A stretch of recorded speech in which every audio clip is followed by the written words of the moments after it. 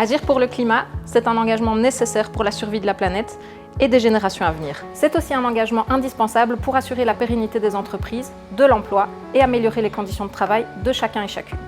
Bonjour et bienvenue dans cette opinion CSC, consacrée à la transition écologique juste. La CSC se rallie en fait à une option qui a été prise au niveau de la Confédération européenne des syndicats, la CES, sur la transition dite juste. Et donc dans ce qualificatif de juste, ça veut dire ne pas laisser quelqu'un de côté et que cette transition soit aussi en lien avec les capacités de se reconvertir.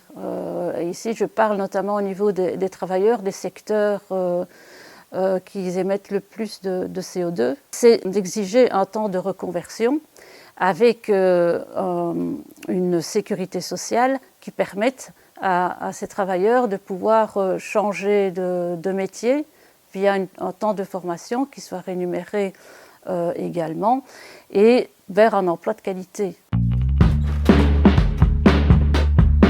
Dans les entreprises, dans les administrations, dans les écoles, les représentants des travailleurs jouent un rôle important.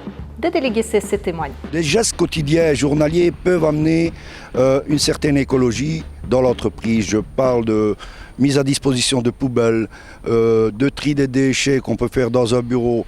Il ne faut pas nécessairement faire partie d'une grande entreprise pour qu'un représentant des travailleurs puisse agir. Bref, quelle que soit l'entreprise ou l'institution, l'environnement peut être un terrain d'action syndicale. Exemple, à l'Université de Liège. En tant que délégation syndicale, nous sommes attentifs à tout ce qui concerne l'environnement, le développement durable, une alimentation saine, l'entretien sain, donc tous ces aspects sécurité et bien-être au travail. Au niveau du restaurant, on a proposé un certain nombre d'idées, limiter au maximum les déchets, que ce soit au self, mais aussi dans les réceptions, et aussi mettre en place un circuit court. Et donc on intervient au niveau des marchés publics pour donner notre avis et recommander un certain nombre d'éléments par rapport à l'alimentation pour les travailleurs et pour les étudiants. Autre initiative syndicale, la chasse aux perturbateurs endocriniens. Ces substances chimiques que l'on trouve partout dans l'air, dans l'eau, l'alimentation, les cosmétiques, les produits d'entretien, ont des effets néfastes sur la santé, car ils modifient notre système hormonal. Mais ils impactent aussi la biodiversité. Dans le milieu professionnel, certains secteurs sont plus exposés que d'autres. C'est notamment le cas du nettoyage, qui utilise des produits d'entretien chimiques. La CSC liégeoise a donc souhaité sensibiliser les délégués à l'utilisation de produits sains. Dans ma société, après avoir eu des réflexions, a mis en place des ateliers produits naturels. Et alors, moi, j'y participe et via mon rôle de délégué syndical, je véhicule le message auprès de mes collègues parce que c'est une démarche aussi bien syndicale que du patron. La pollution liée aux déchets plastiques impacte tout notre écosystème. Et comme le meilleur déchet est celui que l'on ne produit pas, l'Institut Sainte-Marie à Huy, sous l'impulsion du CPPT, a remplacé les gobelets jetables par des mugs. Le CPPT avait organisé une enquête au niveau de la qualité du café. Ce qui marquait très fort l'enquête, c'est que beaucoup de professeurs étaient déçus de l'utilisation vraiment énorme de gobelets en plastique. Du coup, on a trouvé une solution qui était ces mugs, qui étaient personnalisés. En fait, cette opération a permis de supprimer totalement les gobelets en plastique dans notre école. Et si on faisait disparaître la notion de déchet ? C'est ce que propose le concept d'économie circulaire. Sans doute une solution environnementale pour transformer nos modèles de production. Alors l'économie circulaire en entreprise, c'est quelque chose d'assez simple. L'économie, on extrait des ressources, des matières, on fabrique des produits, puis on les vend, et puis on les utilise, et puis on les jette. Ça, c'est ce qu'on appelle l'économie linéaire. Aujourd'hui, face aux enjeux climatiques, de réchauffement, d'urgence climatique, les entreprises doivent se transformer. Une des manières qui, à mon sens, la plus efficace, c'est d'aller vers de l'économie circulaire. Pourquoi ? Parce que les études montrent qu'une économie, par exemple, 100% circulaire permettrait de réduire les émissions de CO2 de 72%, ce qui est énorme. Et ce qui, au fond, quand on parle de problème environnemental, de réchauffement climatique, le problème c'est quoi ? C'est les émissions de CO2. C'est ça le problème. C'est là-dessus qu'il faut travailler. Donc l'économie circulaire, c'est une solution pour réfléchir à ce qu'on extrait comme matière, la façon dont c'est fabriqué et en fin de vie, comment le produit est réutilisé, fabriqué, reconditionné pour avoir une boucle. Plutôt que d'avoir quelque chose de vraiment de linéaire, on fait du circulaire. Et avec toujours en tête cette problématique qui doit vraiment rentrer dans la tête. Je pense vraiment, il faut vraiment que ce soit ancré dans la tête de chacun que le problème, c'est le changement climatique qui est induit par un réchauffement et un réchauffement dû aux émissions de CO2. Donc si on veut vraiment avoir un impact, c'est là-dessus qu'il faut jouer. Et comme un exemple vaut mieux qu'un long discours, rendons-nous au magasin Ikea de Mons.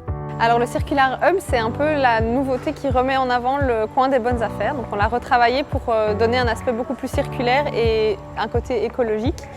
L'idée, c'est vraiment de vendre des produits qui ont été exposés dans le magasin ou qui ont été ramenés par les clients et de proposer à des nouveaux clients de les acheter et donc de leur donner une seconde vie.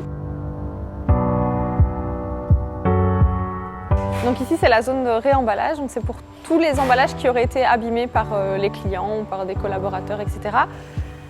Pour éviter de jeter le produit, on préfère le réemballer, quand il n'a rien évidemment, le réemballer et le remettre en vente, pour éviter le gaspillage.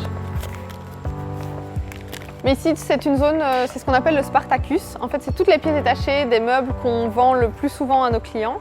Et donc, si un client, chez lui par exemple, a abîmé un meuble en le montant ou autre, il peut venir au service clientèle. Et donc là, on lui rend la pièce qui a été abîmée. Ça évite le gaspillage, ça évite de jeter le produit au complet pour juste une pièce qui a été abîmée. En termes d'emploi, c'est vrai qu'on a eu l'opportunité en délégation syndicale de discuter des augmentations d'heures.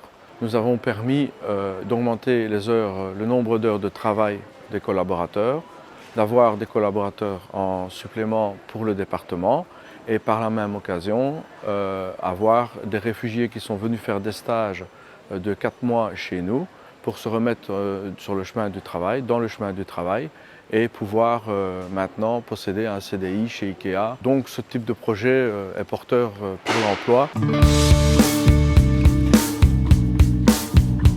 Et en interne, que fait la CSC pour être plus durable ?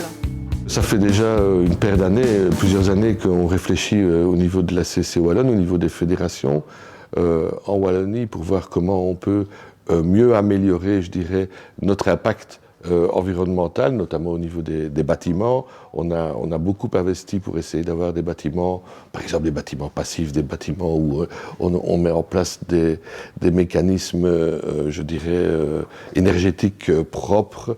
On essaye aussi de travailler sur la gestion de l'eau, la gestion de l'électricité. Donc tout ça se fait en concertation les uns avec les autres parce que pour nous c'est une priorité. C'est une priorité d'ailleurs qui a été définie avec nos militants et nos militantes dans le cadre de discussions internes.